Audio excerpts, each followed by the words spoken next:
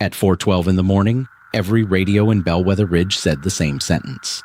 Not over the emergency band, not through a local station, through kitchen clocks, truck dashboards, baby monitors, and one unplugged receiver in the town library. This is an original fictional case file from the Bureau of Lost Signals, reconstructed from archived call logs, erased street maps, and 3 surviving tapes. The strange part is not that a town heard a warning. The strange part is that the Bureau did not detect the carrier wave until 2 hours later. Bellwether Ridge should have been ordinary. One road in, a closed weather tower, a volunteer siren on the old school roof, and a population small enough for every missing minute to have a witness. At 4:12, the radios clicked once, breathed once, and delivered 6 words in a calm municipal voice. The words were not loud. That detail appears in every statement. People did not wake because the broadcast shouted. They woke because the room became too quiet around it, as if the signal had removed every ordinary sound to make space for itself. The first tape came from a diner register camera pointed at nothing important. A coffee machine, a window, 2 empty booths. Then the receipt printer twitched, the radio under the counter lit up, and the weather report became a sentence nobody in town agreed on afterward. That was the first impossible detail. Every witness wrote down a different warning. One heard "do not open the west road," another heard "leave the lights off," a third heard a street name that had not appeared on a town map in 40 years, but under every version was the same background room tone. The Bureau found that room tone before it found the voice. It was a small mechanical hum with a scrape every 13 seconds. Too regular for a basement fan. Too intimate for tower noise. When analysts isolated it, the sound matched a recording booth that did not exist in Bellwether Ridge. By sunrise, the official map already looked wrong. A street called Mercy Lane appeared in 3 printed atlases and 0 digital records. Older residents remembered the name only after hearing the tape. Younger residents insisted the road had always ended at a locked service gate. The emergency siren was the next problem. It had been disconnected for maintenance, and the town clerk had a signed invoice to prove it. No power, no control line, no active switch. Still, a camera on the school roof caught the siren horn turning 3 degrees toward the ridge at exactly 4:12. The broadcast did not enter through the radio tower. That was the turn in the file. The tower logs were clean. The weather station was dead. The only device that moved was the disconnected emergency siren, and the siren was not receiving the signal. It was answering it. After that discovery, the Bureau replayed the tapes in an isolated room.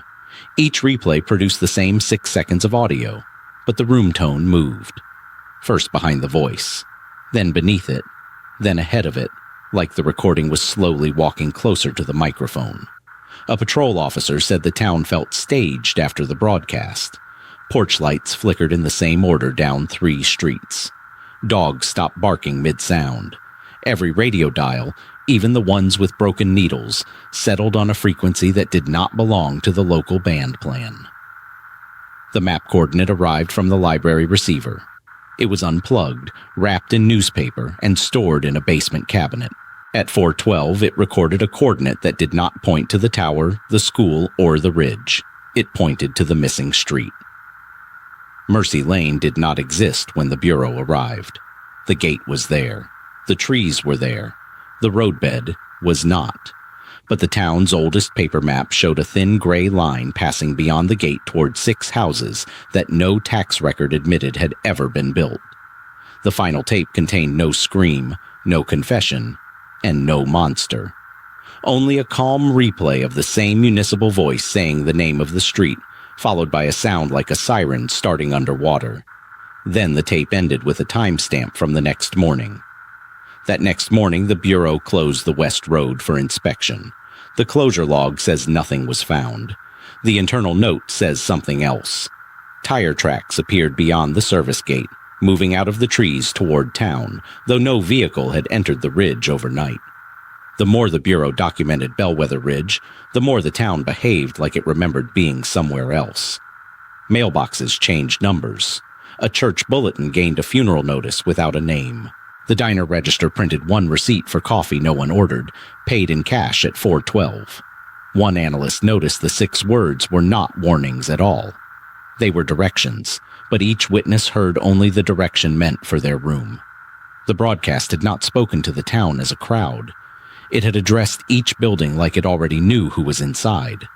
That is why this case matters inside the Bureau archive. It proved a lost signal could arrive socially, not technically. Not as one transmission caught by many receivers, but as a town remembering different parts of the same impossible instruction. The Bureau never found the broadcast source. It found the siren, the tower, the library receiver, the altered maps, and the locked gate. It found no transmitter. It found no tape master. It found no Mercy Lane.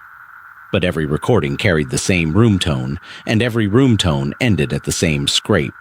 The public copy ends with the town still on the map. The private addendum says the West Road was removed from county maintenance records 1 week later. Nobody signed the removal. The system marked it as historical correction. The next file begins when a black box recovered from an unrelated wreck transmits the same underwater siren tone. If Bellwether Ridge heard it first, the Bureau still has not found what heard it second.